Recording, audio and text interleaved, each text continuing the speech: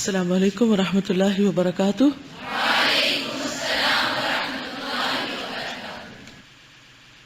نحمده ونصلی علی رسولہ الکریم، اما بعد فاعوذ باللہ من الشیطان الرجیم، بسم اللہ الرحمن الرحیم، رب اشرح لی صدری۔ وفا نمبر ہے 159 دوسری بیعت عقبہ۔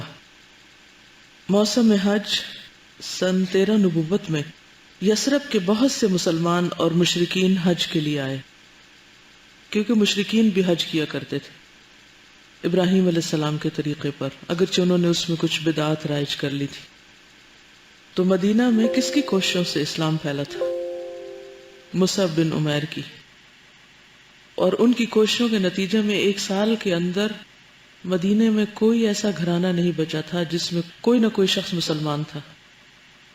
ایک حدیث میں آتا ہے کہ کچھ لوگ شر کی کنجیاں ہوتے ہیں، وہ جہاں جاتے ہیں ان سے شر پھیلتا ہے، وہ شر کا آغاز کرتے ہیں، اور کچھ لوگ خیر کی کنجیاں ہوتے ہیں، وہ جہاں جاتے ہیں وہاں خیر ہی خیر پھیل جاتا ہے۔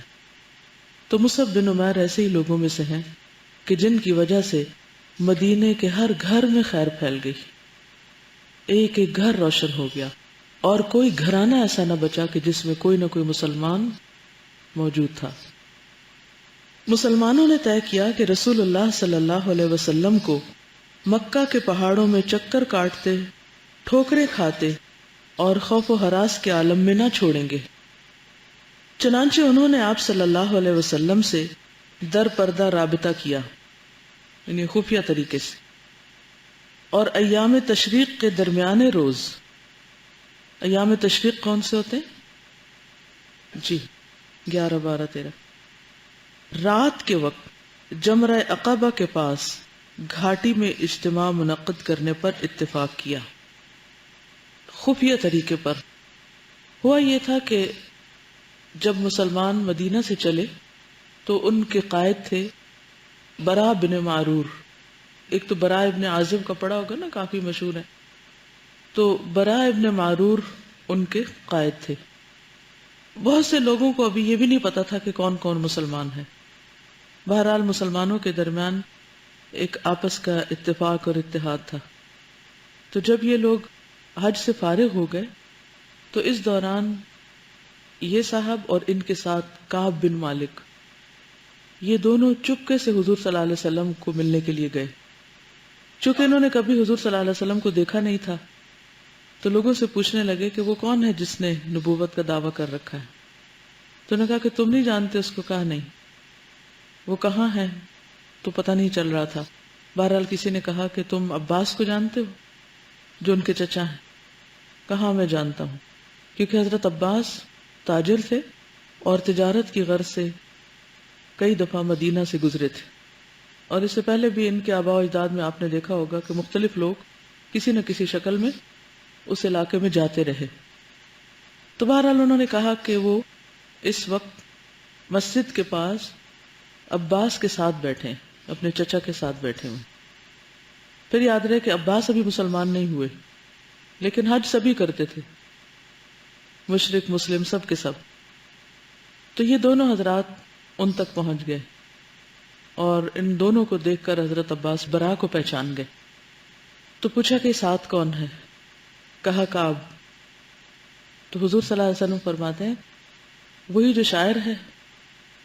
تو حضرت کعب کہتے ہیں کہ خدا کی قسم مجھے زندگی میں کسی بات سے اتنی خوشی نہیں ہوئی جتنی حضور صلی اللہ علیہ وسلم کی اس بات سے کہ آپ مجھے بن دیکھے پہچان گئے، کہ اچھا وہی کعب جو شاعر ہو، کیونکہ یہ شاعر بھی تھے۔ اس سے کیا پتہ چلتا ہے؟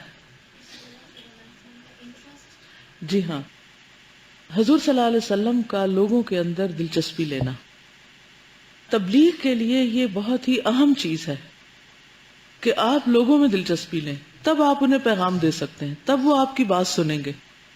اب آپ کی صرف اتنی سی بات سے اچھا وہی کعب جو شاعر ہو، تو ان کے دل میں آپ کی محبت پیدا ہو گئی، اور وہ پوری طرح آپ کی طرف متوجہ ہو گئے۔ بہرحال انہوں نے وقت اور جگہ طے کی کہ کہاں جا کے ملنا ہے، کیسے، کیونکہ کسی کے بھی نوٹس میں نہیں آنی چاہیے تھی بات۔ کہ اتنے سارے مسلمان، ظاہر ہے کافی بڑی تعداد مسلمانوں کی مدینہ سے آئی تھی اور سب ملنا چاہ رہے تھے اور بیعت بھی کرنا تھی. تو یہاں پر جمرہ عقبہ کے پاس گھاٹی میں سب لوگ اکٹھے ہوئے. مقررہ دن یہ لوگ اپنی قوم کے ساتھ ڈیروں میں سو گئے. رات ہوئی، سب سو گئے اپنی اپنی جگہ.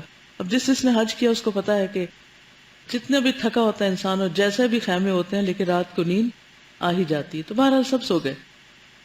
جب رات کا پہلا تہائی حصہ گزر چکا تو چپکے ایک ایک دو دو آدمی نکل نکل کر عقبہ کے پاس جمع ہوئے. سب کچھ خفیہ ہو رہا تھا. یہ کل 73 آدمی تھے، 73. 62 خزرج کے اور 11 اوس کے. ان کے ساتھ یہ 2 عورتیں بھی تھیں. نسیبہ بنت کعب، یاد ہے یہ کون ہے؟ ام عمارہ. کیا کیا تھا انہوں نے؟ جنگ احد میں حضور صلی اللہ علیہ وسلم کا دفاع کیا تھا. تو یہاں بھی ساتھ آئی ہوئی تھی. یہ بنو نجار سے تھی. بنو نجار جن کی بچیوں نے حضور صلی اللہ علیہ وسلم کو ویلکم کیا تھا. اور اسماء بنت عمر بنو سلمہ سے، ان کا نام ام منیع تھا. منیع کنیت، جیسے ام عمارہ ان کی کنیت تھی، ان کا نام ام منیع. منع کرنا نہیں ہوتا جیسے. اصل میں یہ جو بیعت ہو رہی تھی یہ کوئی معمولی چیز نہیں تھی. اپنے درجے اور اجر کے اعتبار سے یہ غزوہ بدر میں حصہ لینے والوں اور اس کے بعد بیعت رضوان میں حصہ لینے والوں سے کچھ کم درجے کی چیز نہ تھی. تو ایک بہت ہی بڑی سعادت کی بات ہے. اس بارے میں حضرت معاذ بن رفاع روایت کرتے ہیں کہ میرے والد رفاع بدری تھے، بدر میں انہوں نے حصہ لیا، اور دادا رافع بیعت عقبہ والوں میں سے تھے.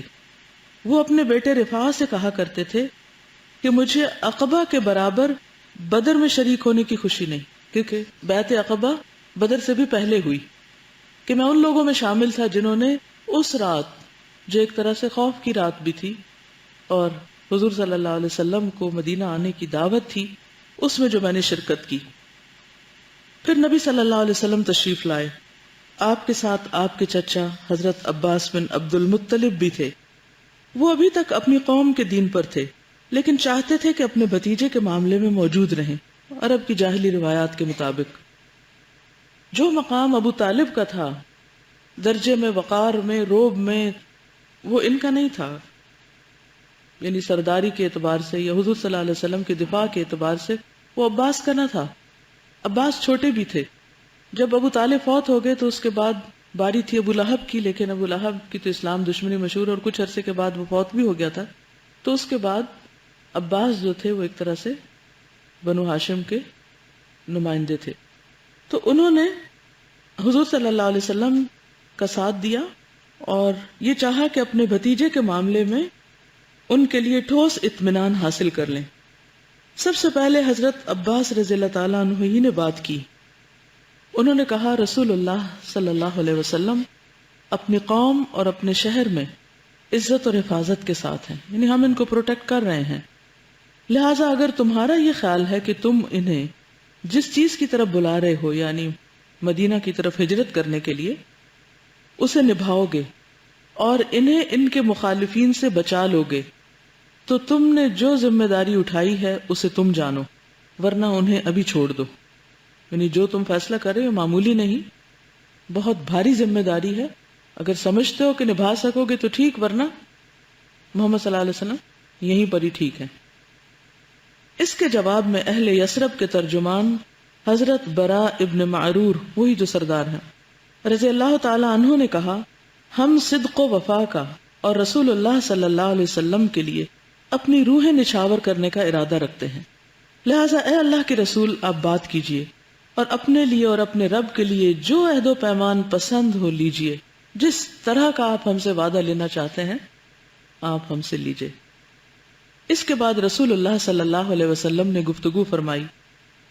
آپ نے قرآن کی تلاوت کی، اللہ کی طرف دعوت دی، اسلام کی رغبت دلائی اور اپنے رب کے لیے یہ عہد لیا ان تعبدوہ وحدہ ولا تشرکوا بہ شیئا. آغاز میں وہی پھر شرک سے برات، تنہا اسی کی عبادت کرو گے اور اس کے ساتھ کسی چیز کو شریک نہ کرو گے. اہل یثرب نے کہا ہم کس چیز پر آپ سے بیعت کریں؟ تو رسول اللہ صلی اللہ علیہ وسلم نے فرمایا علی السمع والطاعۃ فی النشاط والکسل، چستی اور سستی ہر حال میں بات سنو گے اور مانو گے. یہ وعدہ لیا جا رہا تھا، چستی اور سستی ہر حال میں ساتھ دو گے، کیونکہ بہت سے کام صرف سستی خراب کرتی ہے. انسان کرنے کے قابل ہوتا ہے لیکن صرف لیزینس.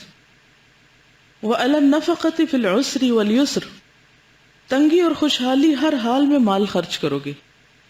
وعلی الامر بالمعروف والنہی عن المنکر وعلی ان تقوموا فی اللہ لا تأخذکم فی اللہ لومۃ لائم، بھلائی کا حکم دو گے اور برائی سے روکو گے، اللہ کے راستے میں اٹھ کھڑے ہوگے اور اس کے بارے میں کسی ملامت گر کی ملامت تمہیں نہ روکے گی. وعلی ان تنصرونی اذا قدمت الیکم وتمنعونی مما تمنعون منہ انفسکم وازواجکم وابناءکم ولکم الجنہ، اور جب میں تمہارے پاس آ جاؤں تو تم میری مدد کرو گے اور جس چیز سے اپنی جان اور اپنے بال بچوں کی حفاظت کرتے ہو اس سے میری حفاظت کرو گے اور تمہارے لیے جنت ہے. یعنی میں اپنے پاس سے تمہیں کچھ نہیں دوں گا، تمہارا بدلہ تمہیں تمہارا رب ہی دے گا اور وہ ہے جنت. حضرت عبادہ رضی اللہ عنہ سے ایک روایت میں ہے کہ ہم نے اس بات پر بھی بیعت کی کہ حکومت کے بارے میں اہل حکومت سے نزاع نہ کریں گے، یعنی دنیاوی عہدوں کے پیچھے نہیں بھاگیں گے. اس پر حضرت براء ابن معرور رضی اللہ عنہ نے آپ صلی اللہ علیہ وسلم کا ہاتھ پکڑا اور کہا، ہاں اس ذات کی قسم جس نے آپ کو حق کے ساتھ بھیجا ہے، ہم یقیناً اس چیز سے آپ کی حفاظت کریں گے جس سے اپنے بال بچوں کی حفاظت کرتے ہیں، لہٰذا آپ ہم سے بیعت لیجئے. اللہ کی قسم ہم فرزندان ضرب و حرب ہیں اور ہتھیار ہمارا کھلونا ہے، ہماری یہی ریت باپ دادا سے چلی آ رہی ہے. ایک بات یہاں یاد رہے کہ بہت سی وجوہات ہیں کہ مدینہ ہی کو کیوں چنا گیا نبی صلی اللہ علیہ وسلم کی ہجرت کے مقام کے طور پر، یعنی مہجر کے طور پر. اس کی کئی ایک وجوہات ہیں، لیکن اس میں ایک وجہ یہ بھی ہے کہ اہل مدینہ جو تھے وہ بہت ہی بہادر لوگ تھے ایک طرح سے، اور عرصے سے جنگ و جدل میں ماہر ہو چکے تھے. ان کے ہاں ایک مشہور جنگ ہے جنگ بعات. وہ ایک چھوٹی سی بات سے شروع ہوئی اور نسل در نسل وہ چلتی رہی، اور نبی صلی اللہ علیہ وسلم کی آمد سے تھوڑا ہی عرصہ پہلے ان کے درمیان کچھ موافقت ہوئی اور انہوں نے عبداللہ ابن ابی کو اپنا سردار بنانے پر اور یہ جنگ ختم کرنے پر معاہدہ کیا. آئندہ اسلام کو جو چیلنجز درپیش تھے اس کا مقابلہ کرنے کے لیے اہل مدینہ سے بہتر کوئی لوگ نہیں ہو سکتے تھے، کیونکہ یہاں پر آپ دیکھیے وہ کہتے ہیں کہ ہم فرزندان ضرب و حرب ہیں، ہتھیار ہمارا کھلونا ہے، ہماری یہی ریت باپ دادا سے چلی آ رہی، اس لیے ہمیں کوئی مشکل نہیں کہ کوئی ہم سے لڑنے آئے تو ہم اس کا مقابلہ نہ کر سکیں. اس کے برعکس اگر آپ صلی اللہ علیہ وسلم کسی ایسی جگہ پر تشریف لے جاتے کہ جو لوگ بزدل ہوتے اور لڑنا نہ جانتے، اور جس طرح قریش اور پھر سارا عرب چڑھ دوڑا تھا مدینہ پر، اگر اس قسم کی صورتحال پیش آتی تو مقابلہ نہیں کر سکتے تھے. اتنے میں ابو الہیثم بن تیہان نے بات کاٹتے ہوئے کہا، اے اللہ کے رسول، ہمارے اور کچھ لوگوں کے درمیان عہد و پیمان کی رسیاں ہیں، اشارہ ہے یہود کی طرف، اور اب ہم انہیں کاٹنے والے ہیں. کہیں ایسا تو نہیں کہ ہم ایسا کر ڈالیں پھر اللہ آپ کو غلبہ عطا کر دے تو آپ ہمیں چھوڑ کر اپنی قوم کے پاس پلٹ آئیں. رسول اللہ صلی اللہ علیہ وسلم نے تبسم فرمایا اور کہا، بل الدم والہدم الہدم، انا منکم وانتم منی، احارب من حاربتم واسالم من سالمتم. نہیں بلکہ خون خون ہے اور بربادی بربادی ہے، میں آپ لوگوں سے ہوں اور آپ لوگ مجھ سے ہیں. جس سے آپ جنگ کریں گے میں جنگ کروں گا، جس سے آپ صلح کریں گے میں صلح کروں گا. ٹھیک اس فیصلہ کن لمحے میں حضرت عباس بن عبادہ بن ندلہ آگے بڑھے. انہوں نے کہا، آپ لوگ جانتے ہیں کہ ان سے کس بات پر بیعت کر رہے ہیں؟ یعنی مختلف لوگ آگے بڑھتے ہیں اور اپنے اپنے کنسرن کا اظہار کرتے ہیں. آپ لوگ جانتے ہیں کہ ان سے کس بات پر بیعت کر رہے ہیں؟ ان سے سرخ و سیاہ سارے انسانوں سے جنگ پر بیعت کر رہے ہیں. اس لیے اگر آپ کو اندازہ ہے کہ جب آپ کے اموال کا صفایا کر دیا جائے گا یعنی ان جنگوں میں، اور آپ کے اشراف قتل کر دیے جائیں گے یعنی سردار، تو آپ ان کا ساتھ چھوڑ دیں گے تو پھر ابھی سے چھوڑ دیجئے، یعنی اگر کل چھوڑنا تو آج چھوڑ دیجئے، کیونکہ یہ دنیا اور آخرت کی رسوائی ہے. اور اگر آپ لوگوں کا یہ خیال ہے کہ مال کی تباہی اور اشراف کے قتل کے باوجود عہد نبھائیں گے، یعنی انتہائی مشکل حالات میں بھی، تو پھر انہیں لے لیجئے، کیونکہ یہ واللہ دنیا اور آخرت کی بھلائی ہے۔ یہ سخت امتحان تھا، کوئی معمولی بات نہیں تھی۔ اہل مدینہ کو ایک طرف اپنا مستقبل ختم ہوتا نظر آ رہا تھا، برباد ہوتا نظر آ رہا تھا، اور دوسری طرف بہت بڑی ہوپ بھی تھی کہ جس ہستی کو لے جا رہے ہیں وہ معمولی نہیں، ان سے دنیا اور آخرت کی خیر و بھلائی وابستہ ہے، لیکن اس خیر کو حاصل کرنے کے لیے قربانیاں دینی ہوں گی۔ اس کے لیے ذہنی طور پہ تیار کیا جا رہا ہے، کیونکہ ہم کیا چاہتے ہیں کہ ہمیں بغیر کسی آزمائش، بغیر کسی محنت اور بغیر کسی قربانی کے بس صرف خیر و بھلائی ملتی رہے۔ لوگوں نے کہا ہم انہیں مال کی تباہی اور اشراف کے قتل کے خطرے کے باوجود ساتھ لیتے ہیں۔ اللہ کے رسول بتلائیے اس کے بدلے میں ہمارے لیے کیا ہے، ہمیں کیا ملے گا؟ آپ نے فرمایا الجنہ، جنت۔ بس لوگوں نے کہا اپنا ہاتھ پھیلائیں، بیعت کے لیے ہاتھ آگے بڑھائیں۔ ایسی بیعت اور ایسے عہد وہی کر سکتے ہیں جنہیں جنت پر پورا یقین ہو، ورنہ اکثریت کا حال تو کیا ہے؟ کلا بل تحبون العاجلہ وتذرون الآخرہ، کہ تم جلد ملنے والی چیز سے محبت رکھتے ہو، اور انسانوں کی اکثریت کا یہی حال ہے۔ دین کے کام میں اگر وقتی طور پر کچھ فائدہ، کچھ بھلائی حاصل ہو بھی جائے، جیسے کہ ہم دیکھتے ہیں کہ آئندہ بہت سے مال غنیمت بھی ملے، لوگوں کو فتح بھی ملی، مدینہ مرکز اسلام بنا، حکومت قائم ہوئی، دنیاوی اعتبار سے بھی بہت کچھ فائدے حاصل ہوئے، لیکن نبی صلی اللہ علیہ وسلم نے انہیں کسی بھی دنیاوی فائدے کا کوئی وعدہ نہیں دیا۔ ان دنیا کی ساری چیزوں سے اوپر اٹھا کر جنت کی بات کی، کیونکہ جنت ہی ایک ایسی چیز ہے کہ جس کے بدلے میں انسان بڑی قربانی دے سکتا ہے۔ اور آج بھی دین کا کام وہی سنجیدگی کے ساتھ کر سکتے ہیں جو صرف اور صرف جنت کے بدلے کرنا چاہتے ہیں۔ اسی موقع پر وہ آیت نازل ہوئی تھی، ان اللہ اشتری من المؤمنین انفسهم واموالهم بان لهم الجنہ۔ اس کا شان نزول یہی بتایا جاتا ہے کہ جب ان لوگوں نے اپنی جانوں کے سودے کر لیے اور جنت کی خوشخبری پالی، تو حقیقت بھی یہی ہے کہ اللہ تعالیٰ کا یہ سودا بہت مہنگا ہے۔ الا ان سلعۃ اللہ غالیہ، الا ان سلعۃ اللہ الجنہ، سنو اللہ کا سودا بہت مہنگا ہے۔ جنت کا حصول آسان نہیں، جنت کو معمولی چیز نہیں، اس کے لیے انسان کو ہر طرح کی قربانی دینی پڑتی ہے، چھوٹی سے لے کر بڑی سے بڑی تک، اپنی انا، ذات، جذبات، جان، مال، اشراف، وطن، قوم، یو نیم اٹ، کوئی بھی چیز جو آپ سمجھیں، کیونکہ اگر انسان کسی بھی جگہ پر آ کر ٹھوکر کھا جاتا ہے تو پھر رکاوٹ آ جاتی۔ اور ایک حقیقت ہے کہ دنیا میں کچھ بھی انسان کو مل جائے وہ کتنا ناپائیدار ہے۔ مثلا اگر آپ ان سے وعدہ کرتے کہ تمہیں غنیمت ملے گی، تم یہ سارا عرب فتح کر لو گے، تم روم اور ایران تک جا پہنچو گے، تو اگر کسی بھی موقع مرحلے پر، کیونکہ بیچ میں بہت رکاوٹیں ہیں، کہیں رکاوٹ آتی تو کہتے دیکھا یہ تو وعدہ جھوٹا تھا، یہ تو ہمیں نہیں ملا، ان کے اندر بزدلی پیدا ہو جاتی۔ تو دنیا ہر حال میں حقیر ہے، اس کا بڑا بھی چھوٹا ہے اور اس کا چھوٹا تو اور بھی چھوٹا ہے۔ لوگوں نے کہا اپنا ہاتھ پھیلائیں، ہمیں منظور ہے، ہمیں کچھ اور نہیں چاہیے جنت کے سوا۔ آپ نے ہاتھ پھیلایا اور لوگ بیعت کے لیے لپکے، مگر عین اسی وقت آپ کا ہاتھ حضرت اسد بن زرارہ نے پکڑ لیا، پھر روک لیا، کہا اہل یثرب ذرا ٹھہرو، ہم آپ کی خدمت میں اونٹوں کے کلیجے مار کر لمبا سفر کر کے اس یقین کے ساتھ حاضر ہوئے ہیں کہ آپ اللہ کے رسول ہیں۔ آج آپ کو یہاں سے لے جانے کے معنی ہیں سارے عرب سے دشمنی، اپنے چیدہ سرداروں کا قتل اور تلواروں کی مار، یہ ہے ہمارا مقدر۔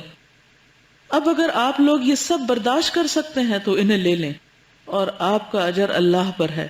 اور اگر آپ لوگ اپنے متعلق کوئی اندیشہ رکھتے ہیں، یعنی اچھی طرح سوچ لیں، کسی قسم کا کوئی شک دل کے کسی گوشے میں چھپا ہوا ہے، تو انہیں ابھی سے چھوڑ دیں، یہ اللہ کے نزدیک زیادہ قابل عذر ہوگا، کہ قدم ہی نہ رکھیں اس معاملے میں، لیکن رکھ کے پیچھے نہ ہٹنا۔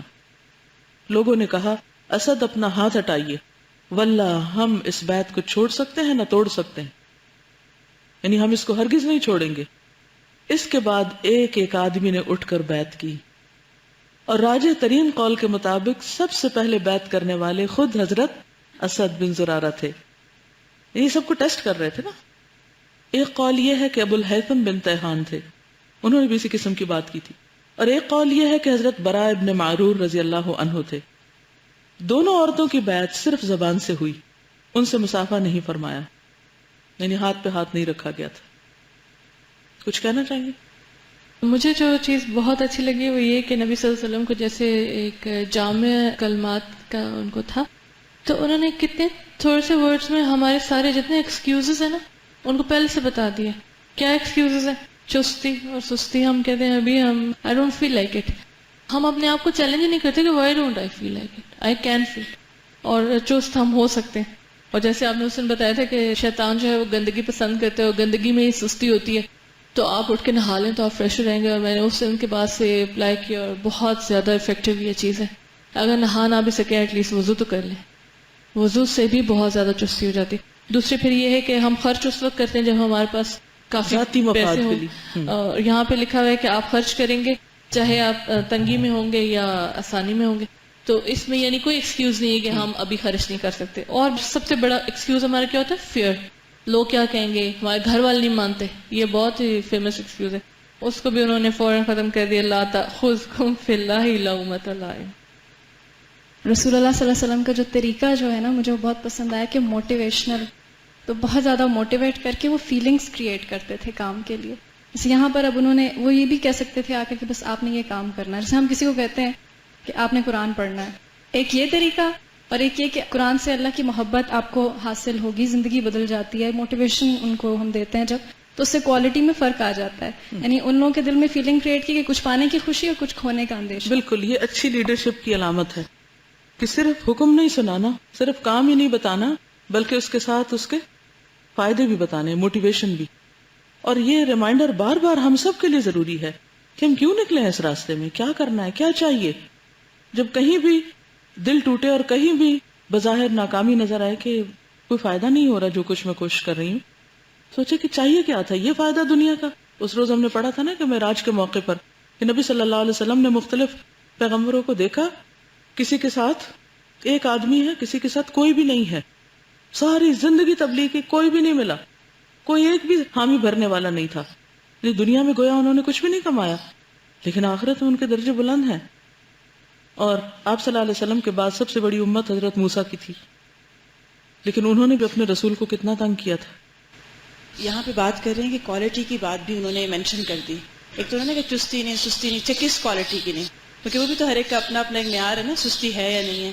تو انہوں نے کہا جب میں تمہارے پاس آ جاؤں تو میری مدد کرو جس چیز سے اپنی جان اور اپنے بال بچوں کی حفاظت کرتے۔ کوالٹی بھی دیکھ لو، پھر اس میں وہ ہونی چاہیے جو اپنے لیے لگا سکیں، اور پھر میری حفاظت اس طرح کرنی پڑے گی تو جنت ملے گی۔ تو کوالٹی بہت اہم چیز اس میں مینشن کی گئی۔ آج ہمارے دین کے کام کی کیا کوالٹی ہے؟ کیا واقعی جب فرض ہمیں بلاتا ہے تو سستی چستی کے درمیان کون سی چیز غالب آتی؟ اور پھر جیسے انہوں نے کوالٹی کی بات کی بھی بہت زبردست ہے کہ اپنی جان اور اپنی ہر چیز سے بڑھ کر حضور صلی اللہ علیہ وسلم کی محبت، اس وقت تک تو ایمان ہی نہیں کامل، اور آپ کے مشن کو سپورٹ کرنا۔ چلیے آگے چلتے ہیں۔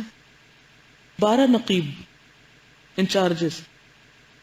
بیعت مکمل ہو چکی تو رسول اللہ صلی اللہ علیہ وسلم نے ان لوگوں سے فرمایا کہ وہ اپنے آپ میں سے 12 نقیب پیش کریں جو اپنی قوم کے نگران اور ان کے معاملات کے ذمہ دار ہوں گے۔ نگران اور معاملات کے ذمہ دار، فوراً آرگنائز کر دیا ان کو۔ اس پر 9 آدمی خزرج سے، کیونکہ ان کی تعداد زیادہ تھی اس میں، اور 3 آدمی اوس سے منتخب کیے گئے۔ خزرج کے نقباء کے نام یہ ہیں: سعد بن عبادہ بن دلیم، اسد بن زرارہ بن عدس، سعد بن ربیع بن عمرو، عبداللہ بن رواحہ بن ثعلبہ، رافع بن مالک بن عجلان، براء بن معرور بن الصخر، عبداللہ بن عامر بن حرام، عبادہ بن صامت بن قیس، منذر بن عمرو بن خنیس رضی اللہ عنہم، اوس کے نقبا کے نام یہ ہیں: اسید بن حدیر بن سماک، سعد بن خیثم بن حارث، اور کہا جاتا ہے ابو الہیثم بن تیہان، رفاع بن عبد المنذر بن زبیر۔ جب ان کا انتخاب ہو چکا تو رسول اللہ صلی اللہ علیہ وسلم نے فرمایا: انتم علی قومکم بما فیہ کفلاء ککفالۃ الحواریین لعیسی ابن مریم وانا کفیل علی قومی۔ آپ لوگ اپنی قوم کے جملہ معاملات کے کفیل ہیں۔ کفیل ذمہ دار، کفالت کرنے والے، ان کی ضروریات پوری کرنے والے، جس طرح حواری حضرت عیسیٰ علیہ السلام کی طرف سے کفیل ہوئے تھے۔ اور موسیٰ علیہ السلام نے بھی کیا کیا تھا؟ اپنی قوم میں 12 نقیب مقرر کیے۔ اور میں اپنی قوم مسلمانوں کا کفیل ہوں۔ ان سب نے کہا جی ہاں۔ اس سے پتہ چلتا ہے کہ دین کا کام تنظیم کے بغیر، منظم کیے بغیر نہیں ہو سکتا، ورنہ تو لوگوں کی ایک بھیڑ ہوتی۔ یہ ہے دوسری بیعت عقبہ۔ یہ نبی صلی اللہ علیہ وسلم کی اب تک کی زندگی میں سب سے عظیم اور اہم بیعت تھی۔ اس کی وجہ سے واقعات کا رخ بدل گیا اور تاریخ کی لائن تبدیل ہو گئی۔ بہت بڑا موڑ تھا۔ اب جب بیعت پوری ہو چکی اور لوگ بکھرنے ہی والے تھے تو ایک شیطان کو اس کا پتہ چل گیا۔ اس کا نام تاریخ میں آتا ہے اذب ابن عزیب، شیطان کا نام۔ کیا کرنا جان کے؟ الف دال با کے اوپر 2 پیش، اذب، شد کہہ رہے، عزیب۔ اس نے کیا کیا؟ وہ سن رہا تھا باتیں، باقی سب انسانوں میں سے تو کوئی بھی نہیں سن رہا تھا، تو آخر میں اس نے سن لیا۔ وہ اس گھاٹی کا شیطان تھا۔ ہر جگہ شیطان ہوتے ہیں نا، اور ان کی بھی ڈیوٹیز مقرر ہوتی ہیں۔ تم نے کہاں کیا کرنا ہے؟ اس نے نہایت بلند آواز سے، جو شاید ہی کبھی سنی گئی ہو، پکار لگائی کہ خیمے والو، کیا محمد سے نپٹو گے؟ اس وقت بے دین اس کے ساتھ ہیں اور وہ تم سے لڑنے کے لیے جمع ہیں۔ رسول اللہ صلی اللہ علیہ وسلم نے فرمایا: اما واللہ یا عدو اللہ لأتفرغن لک، او اللہ کے دشمن، میں تیرے لیے جلدی فارغ ہو رہا ہوں۔ آپ نے اس آواز کا جواب دیا اور لوگوں سے فرمایا: اپنے اپنے ڈیروں پر چلے جاؤ۔ چنانچہ یہ لوگ اپنے اپنے ٹھکانوں پر واپس جا کر سو گئے اور وہیں صبح کی۔ ادھر صبح ہوئی تو قریش نے اس پر احتجاج کے لیے اہل یثرب کے خیموں کا رخ کیا، مگر مشرکین یثرب نے کہا کہ یہ خبر باطل ہے، کیونکہ انہیں تو پتہ ہی کوئی نہیں تھا کچھ بھی کیا ہو چکا رات میں، ایسی کوئی بات نہیں ہوئی، جبکہ مسلمانوں نے چپ سادے رکھی۔ جواب دوسرے دے رہے تھے، جھوٹ بھی نہیں بولا، خاموش رہے۔ چنانچہ قریش نے مشرکین کی بات سچ سمجھی اور نامراد واپس چلے گئے۔ لیکن بعد میں قریش کو یقینی طور پر معلوم ہو گیا کہ خبر صحیح ہے، چنانچہ ان کے سواروں نے تیز رفتاری سے اہل یثرب کو پیچھا کہ وہ حج سے واپس جا رہے تھے، اور سعد بن عبادہ اور منذر بن عمرو کو اذاخر کے پاس جا لیا، لیکن منذر بن عمرو نے انہیں بے بس کر دیا اور نکل بھاگے۔ البتہ سعد پکڑے گئے اور انہیں باندھ کر مارتے اور بال گھسیٹتے ہوئے مکہ لے جایا گیا، لیکن وہاں مطعم بن عدی اور حارث بن حرب نے انہیں چھڑا دیا، کیونکہ وہ ان دونوں کے قافلوں کو مدینہ میں پناہ دیا کرتے تھے۔ نیکی کام آ گئی۔ ادھر انصار نے ارادہ کیا کہ مکہ پر دھاوا بول دیں، مگر اتنے میں حضرت سعد آتے دکھائی دیے، لہذا تمام لوگ بخیریت مدینہ روانہ ہو گئے۔ اس واقعے میں بہت کچھ سیکھنے کو ہے، اور یہ میں اپنے تجربے سے آپ کو بات کہہ رہی ہوں۔ شیطان کا یہ رول جو ہے کہ وہ معاملات خراب کراتا ہے، کاموں کو مشکل بناتا ہے، فتنہ ڈلواتا ہے، ایک بہت بڑی حقیقت ہے۔ نبی صلی اللہ علیہ وسلم نے اسی لیے فرمایا ہے کہ اپنے ارادوں کی تکمیل کے لیے رازداری سے کام لو، جیسے اس موقع پر آپ رازداری سے کام لے رہے تھے کہ رات کے 1/3 گزرنے پر لوگ اکٹھے ہوئے، چپکے سب باتیں ہوئیں، پھر اس کے بعد 1-2 کر کے لوگ اپنے اپنے خیموں سے نکل کر آئے، سب کام ہو گیا، آخر میں شیطان نے راز کھول دیا۔ آپ دیکھیں گے کہ جب آپ کوئی کام کرنا چاہیں اور بڑے سچے دل سے کرنا چاہیں، اور آپ کے بڑے بلند خواب ہوں اور بڑی بڑی تمنائیں اور آرزویں ہوں، اور آپ کی نیت بھی بالکل خالص ہو اور بالکل سچے ہوں، اور آپ نے پوری منصوبہ بندی بھی کر لی ہو، بس ذرا اس کے اظہار کی دیر ہے، وہ منصوبہ کھولنے کی دیر ہے۔ پھر آپ دیکھیں گے کہ ایک کے بعد ایک ایسی رکاوٹیں آئیں گی کہ یا تو پھر آپ قابو پا جائیں گے یا آپ بے بس ہو کے پیچھے ہٹ جائیں گے. اس لیے اول تو کوشش کریں کہ جب تک کوئی کام کر نہ لیں تو بہت بلند و بانگ دعوے نہ کریں، کیونکہ انسان کسی وجہ سے اگر وہ نہ کر پائے تو جھوٹا پڑتا ہے. دوسری بات یہ ہے کہ صرف چند مخلص لوگوں تک ان کو رکھیں، ان کو علل اعلان پبلک میں نہ بیان فرمائیں کہ اب ہم یہ کر دیں گے اور اب ہم یہ کرنے جا رہے ہیں اور اب ایسا ہو جائے گا اور ویسا ہو جائے گا. نہیں. اسی طرح حفاظت کی جو دعائیں ہیں، صبح شام کی دعائیں، آیت الکرسی، رات بھر حفاظت کے لیے آمن الرسول سورۃ البقرہ کی آخری دو آیتیں، ان چیزوں کی نہایت پابندی کریں.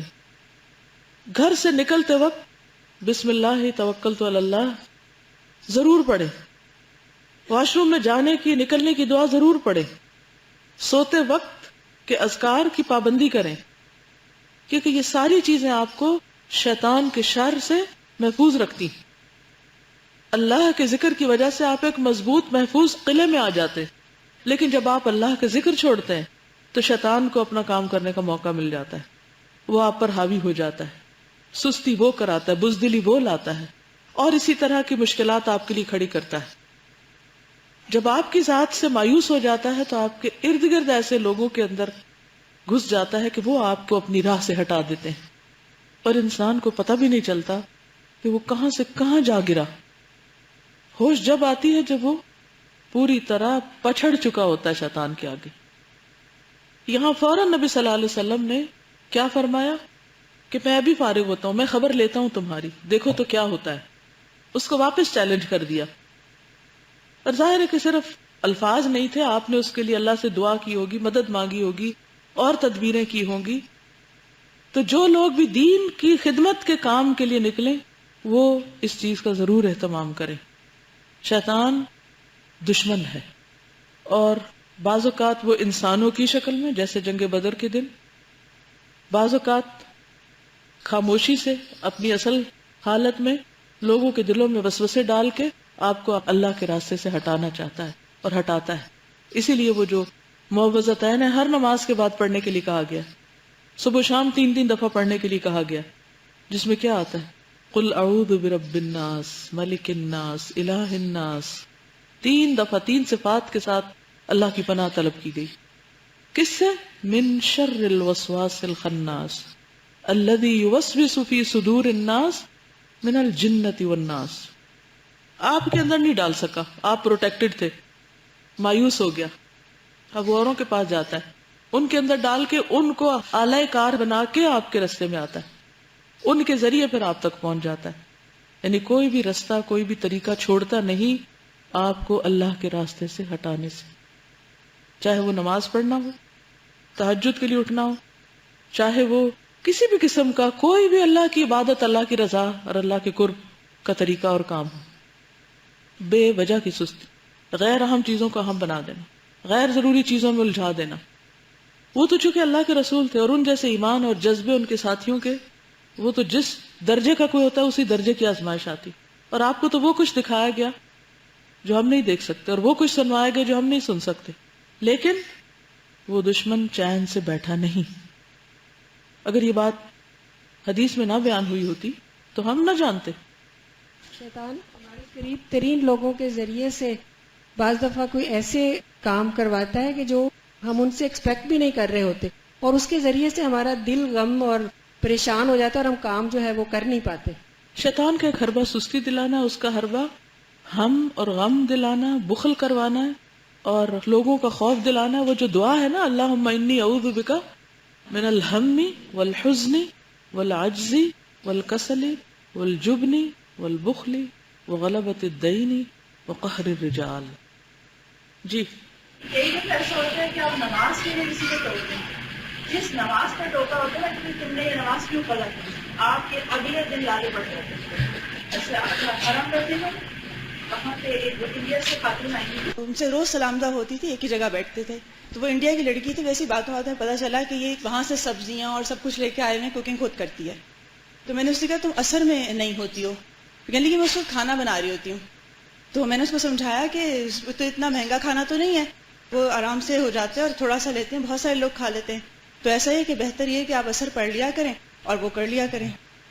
اور میں اس کو صرف جماعت کی بات کہہ رہی تھی کہ آپ جماعت لے لیا کریں، اور وہ کہنے کی دیر تھی ایگزیکٹ اگلے دن اثر کی میری جماعت چلے گی، نماز قضا نہیں ہوئی، جماعت نہیں تھی. اور یہ کتنی دفعہ تجربہ ہوتا ہے کہ اگر میں نے کسی کو فجر پہ کہہ دیا تو اگلے دن وہی ہوگا. یہ کیوں ہوتا ہے؟ اس میں کسی درجے پر دل میں جب یہ بات آ جاتی ہے نا کہ یہ شخص کا عمل ہم سے اچھا نہیں، یہ نہیں آنے دینے. جب کبھی آپ کسی کو کسی برائی سے روکیں یا کسی نیک کام کا کہیں تو پوری کوشش کریں کہ آپ کے دل میں اس کی کوئی اور نیکی آ رہی ہو. جب آپ کسی کو لیٹ ڈاؤن، یہ نہیں کہ ہم جان بوجھ کے نہیں کر رہے تھے، لیکن ہمارے دل میں ذرا سے یہ خیال آ جاتا ہے نا کہ یہ کیا کر رہا ہے، یہ تو کوئی بہت اچھا نہیں کر رہا، تو اللہ تعالیٰ پھر اس تجربے سے گزرواتے ہیں، اچھا ذرا دیکھو. لیکن یہ بھی ہوتا ہے نا کہ جیسے ہوا نا یہ 2-4 دفعہ ایسا ہوا کہ کسی کو فجر پہ ٹوکا اور پھر ہوا، اچھا پھر میں چپ رہنے لگی. میں نے کہا اچھا میں نہیں کہتی، میں نے تجربہ کیا جب میں کسی کو نصیحت ایسے کروں نا تو اب میں نے کہا اگر چپ رہو تو بھی معاملہ گڑبڑ ہے کہ وہ تو آپ نہیں، اس میں یہ دیکھنا چاہیے کہ ہمارے کہنے کے انداز میں یا ہماری سوچ میں یا ہمارے طریقے میں کون سی ایسی چیز تھی جو ٹھیک نہیں تھی، یا یہ کہ کہنے کے بعد، چونکہ دیکھیے نیکی کا حکم دینا بہت اعلیٰ درجے کا کام ہے. نبی صلی اللہ علیہ وسلم نے جن چیزوں پر بیعت لی تھی نا اس میں سے امر بالمعروف اور نہی عن المنکر بھی تھا. تو جو آپ کر رہی تھے وہ امر بالمعروف اور نہی عن المنکر کا کام تھا نا، بہت ہی اعلیٰ ترین کام ہے. اور شیطان کا طریقہ یہ کہ وہ انسان کو اس کام سے روک دے، کبھی ڈرا کے، کبھی کوئی اور رکاوٹ کھڑی کر کے یا کچھ. جب ہم کسی کو کہہ بیٹھتے ہیں نا تو کہنے کے بعد اگر ہم خود بھی کرتے ہیں تو درجہ بہت بلند ہے، اجر بہت زیادہ ہے. لیکن کہنے کے بعد جب ہم خود نہیں کرتے تو لما تقولون ما لا تفعلون، اس کی سزا اور پکڑ بہت زیادہ ہے. تو وہ کیا چاہتا ہے کہ ٹھیک ہے کہو دوسرے کو، لیکن کوئی طریقہ ہو کہ یہ خود نہ کر پائے تاکہ پکڑ میں آئے. تو اس وجہ سے پھر انسان اس چیز میں جو آپ کسی کو روکتے ہیں یا کسی کو کہتے ہیں اس پر آپ کو اپنے لیے اور بھی زیادہ قائم رہنے کے لیے محنت، استقامت اور دعا کی ضرورت ہوگی. بلندی سے جب نیچے آتے ہیں تو کیا کرتے ہیں آپ؟ کتنا مضبوط پکڑتے، کتنے ایکسٹرا کیئرفل ہوتے ہیں، کتنی زیادہ آپ جد و جہد کرتے ہیں کہ اب مجھے گرنا نہیں. اچھا مثلاً آپ یہاں کھڑے ہیں، کھڑے ہو کے دکھا دیتی ہوں، یہاں کھڑے ہیں، کوئی ڈر ہے؟ نہیں ڈرنا. اگر میں اس ایج کے پاس آ کے کھڑی ہوں، یہاں آ کے کھڑی ہوں، کیفیت سیم ہے، یہ بھی فرش ہے وہ بھی فرش ہے، فرق ہے دونوں جگہ.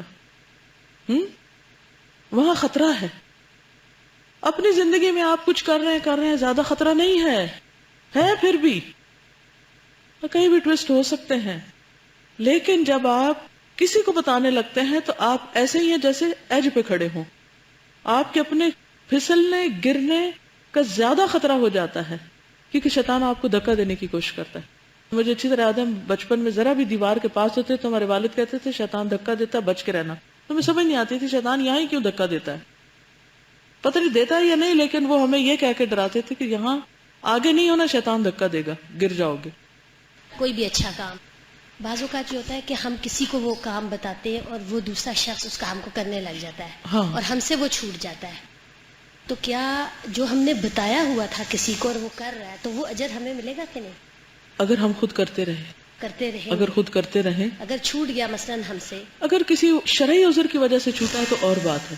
لیکن اگر سستی کی وجہ سے چھوٹا ہے یا ویسے ہی کہا کہ یہ اتنا امپورٹنٹ نہیں ہے، مثلا ہم تہجد پڑھنے لگے، کسی کو کہا، وہ بھی نفلی عبادات خاص طور پر، تو اس میں اب وہ تو پڑھ رہا ہے ہمارے کہنے پر، لیکن ہم صرف سستی کے مارے نہیں اٹھ رہے یا ہم ہیں کہ یہ ضروری نہیں ہے اتنا، تو پھر اور بات، نیت ہماری، پھر نیت ہے. لما تقولون ما لا تفعلون میں آ جاتا ہے کہ اوروں کو تو کہتے ہو خود کیوں نہیں کرتے. انہوں نے کہا کہ بعض اوقات ہم ایک کام کرتے ہیں نا تو پھر نہیں کر پاتے تو ہم کہتے ہیں نظر لگ گئی ہم کو. ٹھیک ہے، نظر کا بھی ایک فیکٹر ہے، لیکن پہلے نظریں کہاں تھی، ابھی کیوں لگی؟ کیونکہ نوٹس میں آ گئی نا، بات نمایاں ہو گئی. نظر کیا صرف انسان کی لگتی ہے؟ حدیث میں آتا ہے نا جنات کی نظر کی بات بھی، وہ تم کو وہاں سے دیکھتے ہیں جہاں سے تم ان کو نہیں دیکھ سکتے. اچھا انسانوں میں سے تو کوئی آتا تو ہم کہتے اس کی بڑی نظر لگتی ہے، یہ لوگوں کا گمان ہوتا ہے، لہذا وہ جس چیز کو وہ بچانا چاہتا ہے. کئی لوگ بچوں کو ڈھانپنے لگتے ہیں گاؤں وغیرہ میں، کئی لوگ اپنی چیزوں کو ڈھانپنے لگتے ہیں، نہیں فلانا آ گیا نظر لگ جائے گی اس کی، اس سے تو بہت ڈرتے ہیں. لیکن جس شیطان سے لگنے والی ہے یا لگتی ہے اس کو پتہ ہی نہیں ہوتا. تو ان ساری نظروں سے بچنے کے لیے نبی صلی اللہ علیہ وسلم پہلے تو مختلف دعائیں پڑھتے تھے، پھر جب یہ معوذتین نازل ہو گئی تو پھر آپ نے ان پر اکتفا کیا، یعنی سب سے زیادہ ان کی پابندی کی. چلیے آگے چلتے ہیں. مسلمانوں کی ہجرت. عقبہ کی اس دوسری بیعت کے بعد عام مسلمانوں نے مدینہ کے لیے ہجرت شروع کر دی. عام مسلمانوں نے ہجرت شروع کر دی، جبکہ بعض صحابہ رضی اللہ عنہم اس سے پہلے ہی ہجرت کر چکے تھے، اور رسول اللہ صلی اللہ علیہ وسلم کو بھی مسلمانوں کا دار الہجرت دکھلایا جا چکا تھا، یعنی مدینہ، اور آپ صلی اللہ علیہ وسلم ان کو اس کی خبر بھی دے چکے تھے. آپ نے فرمایا رأیت انی اہاجر من مکۃ الی ارض بها نخل فذهب وهلی الی انها الیمامۃ او حجر فاذا هی المدینۃ یثرب. میں نے دیکھا ہے کہ میں مکے سے ایک ایسی زمین کی طرف ہجرت کر رہا ہوں جہاں کھجوریں ہیں. میرا خیال تھا کہ یمامہ یا حجر ہے، لیکن وہ مدینہ یثرب تھا. ایک اور روایت میں ہے اریت دار ہجرتکم سبخۃ بین ظہرانی حرتین فاما ان یکون حجرا او یثربا. مجھے تمہارا دار الہجرت دکھلایا گیا، دو ہروں یعنی لاوے کی چٹانوں کے درمیان ایک نشیبی زمین، محفوظ جگہ تھی. پورے عرب کے اندر سب سے محفوظ علاقہ یہ تھا. اسی لیے جنگ خندق کے موقع پر جب ہر طرف سے لوگ آئے تھے تو ایک خندق کھود کر مدینہ کو محفوظ کر لیا گیا تھا، کیونکہ اور طرف سے آنے کا رستہ ہی نہیں تھا. دو ہروں یعنی لاوے کی چٹانوں کے درمیان، اگر اب بھی آپ باہر جائیں نا تو وہ لاوے کی چٹانیں کالی کالی اب بھی دکھتی ہیں. ایک نشیبی زمین، نشیبی نہیں ڈپریشن میں نیچے کو. اب وہ یا تو حجر ہے یا یثرب. سب سے پہلے مہاجر ام سلمہ کے شوہر ابو سلمہ مخزومی ہیں.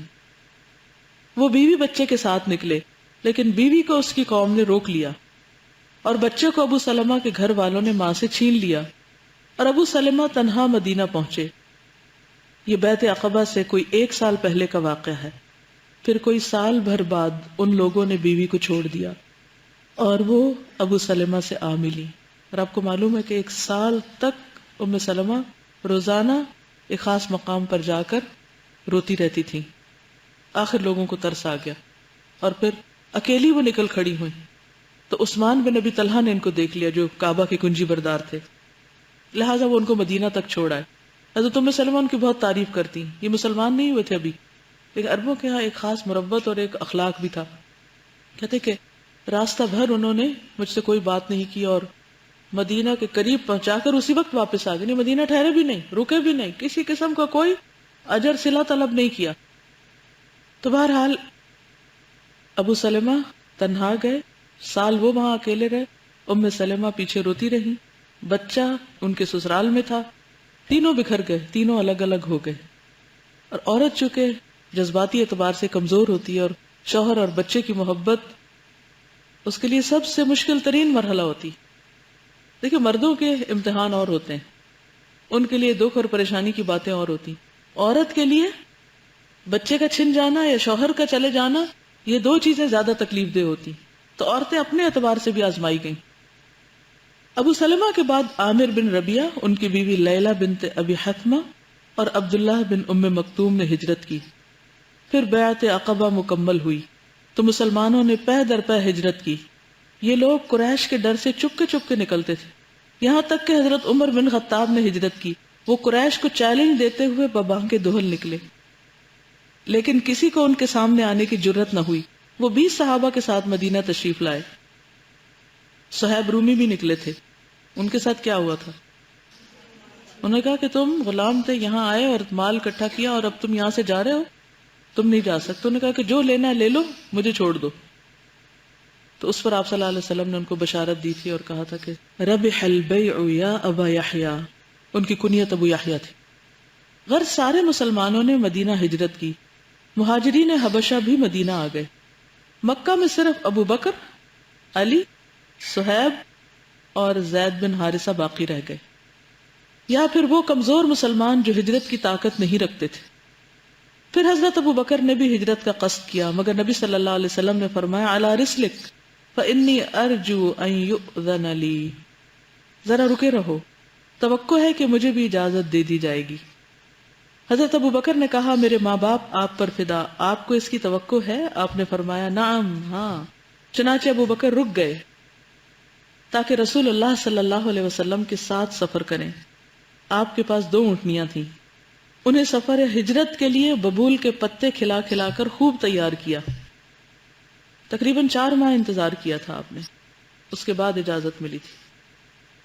اتنی دیر کیوں لگی تھی؟ اس کی کیا وجہ تھی؟ تاخیر کیوں ہوئی؟ ہونا تو یہ چاہیے تھا ادھر وہ بیعت کرنے والے مدینہ پہنچتے، پیچھے سے آپ بھی چل پڑتے۔ جی حجت پوری ہو رہی تھی۔ 2 چیزیں تھی، ہجرت کوئی سیاحت کا سفر نہیں تھا، یعنی سیر کے لیے نہیں نکل رہے تھے لوگ، کوئی پکنک نہیں تھی کہ لوگ نکلے، اور آج کل کی سہولتیں بھی نہیں تھی کہ اب بیٹھ کے نیٹ پہ سارا نقشہ دیکھ لیتے ہیں، ہوٹلز کا پتہ کر لیتے ہیں، ساری رینٹ کار کہاں سے ملے گی، فلاں جگہ کون لینے آئے گا، کیا ہوگا، کیسے ہوگا، جانے سے پہلے ہی ہر چیز دیکھ لیتے ہیں۔ گوگل ارتھ پہ ویسے بھی پتہ چل جاتا ہے کہ علاقہ بھی کیسا ہے، پتھریلا ہے یا سبزہ ہے یا کیا ہے۔ تو یہ ایک ایسا سفر تھا جس میں ایک طرح سے سب کچھ چھوڑ کے جا رہے تھے وہ، انہیں یہ تھوڑی یقین تھا کہ پھر واپس آئیں گے۔ تو 2 طرح کی تیاری مقصود تھی، ایک شخصی تیاری میں یہ کہ سوچ سمجھ کے فیصلہ کریں، قریبی رشتہ داروں کو چھوڑ رہے ہیں، دوستی اور محبت کے تعلقات، رزق کے وسائل بھی چھوڑ رہے ہیں، بزنس، کام، کاروبار، گھر بار، وہ بہت مشقت کا کام تھا، تو سوچ سمجھ کے کرنا تھا۔ مثلاً اگر آج آپ کو کہا جائے کہ اس شہر کو چھوڑ جائیں، ذرا گھر جا کے سوچئے، کبھی شفٹنگ کی ہوگی، موونگ کی ہوگی ایک جگہ سے دوسری جگہ، کی ہے کبھی؟ ٹائم لگتا ہے، ٹائم چاہیے۔ ایک دن کے لیے بھی آپ کو سفر کرنا ہو نا، تو سفر میں مجھے سب سے زیادہ جو تکلیف دہ چیز لگتی ہے وہ جانے کی پیکنگ اور آ کے ان پیکنگ اور چیزیں اپنی جگہ رکھنا۔ اس میں جو وقت لگتا ہے میں گنتی رہتی ہوں کتنے منٹ لگ گئے مجھے، وہ مجھے ٹوٹل ویسٹ آف ٹائم لگتا ہے کہ مقصد کے لیے نکلے، گئے، پڑا، راستے میں کام کیا، جہاں بھی گئے وہاں بھی چل سو چل اپنا کام، واپس آئے، وہ سفر بھی گزر گیا، لیکن اب آ کے پھر واپس اس روٹین میں آؤ، کئی چیزیں چھوٹ جاتی ہیں روٹین سے۔ عام سفر بھی مشکل کام ہے، اور گھر چھوڑنا اور شفٹنگ ایسے نہیں کہ آپ اونٹوں پہ سب کچھ لاد کے لے چلیں۔ اب تو کیا ہوتا ہے، آپ خود پہلے چلے جاتے ہیں اور سامان بعد میں پیک ہو کے آتا رہتا ہے، اور آپ کہیں کسی ہوٹل میں، کسی رشتہ دار کے یہاں کہیں بھی قیام کر لیں کچھ دن، نہیں تو فرنشڈ ہاؤسز مل جاتے ہیں وہاں چلے جائیں۔ کیا مشکل ہے، اس کے باوجود ٹائم لگتا ہے، تو یہاں تو سب کچھ چھوڑنا تھا۔ تو یہ بھی اللہ کی ایک رحمت تھی کہ یہ ٹائم دے دیا گیا کہ ذہنی طور پہ تیار ہو جائیں کہ سب کچھ اب چھوڑ کے جانا ہے، اور ہر امانتیں واپس کریں، ہر چیز کو اپنی جگہ کریں، وعدہ کیا کسی سے تو وہ پورا کریں۔ تو جو لوگ ایک ہی جگہ رہتے ہیں نا، ان کو نہیں یہ بات سمجھ آئے گی، لیکن جو لوگ ہر دوسرے دن سفر کرتے ہیں ان سے پوچھئے۔ اور اس کے علاوہ ایک ایمانی تربیت بھی تھی نا، ذہنی طور پہ تیاری، ایمانی تربیت۔ اور ویسے بھی یہ کہ دیکھ لیں کہ اب یہاں کے رہنے کے امکانات ہیں ہی نہیں، یہاں رہا جا ہی نہیں سکتا، نو وے، اب مائگریٹ کرنا ہی کرنا پڑے گا۔ ایک تو ہوتا ہے نا کہ انسان نے کہیں جانا ہو، ادھر ادھر سوچتا ہے اچھا جاؤں نہ جاؤں، اچھا اب چلا جاؤں اب نہ، لیکن پھر آہستہ آہستہ جب اسے سمجھ آتی ہے نا کہ نہیں اب اس چمن میں ہمارا گزارا نہیں، تو پھر انسان جب پوری طرح سوچ سمجھ کے نکلتا ہے، گویا کشتیاں جلا کے نکلتا ہے، تو پھر آگے بھی اس کو رہنے میں یکسوئی ہوتی۔ اور نبی صلی اللہ علیہ وسلم ظاہر ہر کام اللہ کے حکم سے کیا کرتے تھے، اور جب تک حکم نہ آتا آپ جا نہیں سکتے تھے، اور اللہ تعالیٰ آپ کو رائٹ ٹائم پہ لے جانا چاہتا تھا جو آپ کے لیے بہتر ہے۔ لیکن یہ کہ مختلف آیات قرآن پاک کی ایسی نازل ہونے لگ گئی جس میں مسلمانوں کو ذہنی طور پر تیار کیا جانے لگا کہ والذین ہاجروا فی اللہ من بعد ما ظلموا لنبوئنہم فی الدنیا حسنہ ولأجر الآخرۃ اکبر لو کانوا یعلمون الذین صبروا وعلی ربہم یتوکلون۔ اسی قسم کی آیتیں۔ تو نبی صلی اللہ علیہ وسلم نے تقریباً 4 ماہ صبر سے انتظار کیا تھا، اور حضرت ابو بکر نے بھی ساتھ کیا تھا، اور ابو بکر تیاری کر رہے تھے اونٹنیوں کو اس لمبے سفر کے لیے تیار کر رہے تھے. لوگوں کی امانتیں بھی واپس کی گئیں. وہ جو ایک خاص روایت ہے نا حضرت علی بستر پہ لیٹ گئے اور امانتیں دی گئی، وہ سند کے اعتبار سے ضعیف ہے وہ روایت. بہرحال ہسٹری میں کوٹ کی جاتی. قریش دار الندوہ میں قریش یہ دیکھ کر غصے سے دیوانے ہو گئے کہ مسلمانوں نے حفظ و امان کی ایک جگہ پا لی ہے. انہیں مسلمانوں کی ہجرت اور مدینے میں اجتماع سے اپنے دین، اپنی تجارت اور اپنے وجود کے لیے خطرہ محسوس ہوا. چنانچہ وہ جمعرات 26 صفر سن 14 نبوت کی صبح کسی ایسی تجویز پر غور و خوض کے لیے دار الندوہ میں اکٹھے ہوئے جو ان کی پارلیمنٹ تھی، قصی نے بنائی تھی، جو اس خطرے سے نجات کی ضامن ہو. بالخصوص ابھی صاحب دعوت محمد صلی اللہ علیہ وسلم مکے میں ہی تھے اور صبح شام میں ان کے بھی نکل جانے کا اندیشہ تھا. اس اجتماع میں سرداران قریش کے تقریباً تمام نمایاں چہرے موجود تھے. ابلیس بھی نجد کے ایک شیخ جلیل کی صورت میں اجازت لے کر شریک ہوا. ابھی ابلیس کی مجلس شورا ہے. اہل اجتماع کے سامنے اصل قضیہ پیش کیا گیا تو ابو الاسود نے کہا ہم اسے اپنی زمین سے نکال دیں اور اپنا معاملہ درست کر لیں، پھر ہمیں اس سے کوئی واسطہ نہیں کہ وہ کہاں گیا.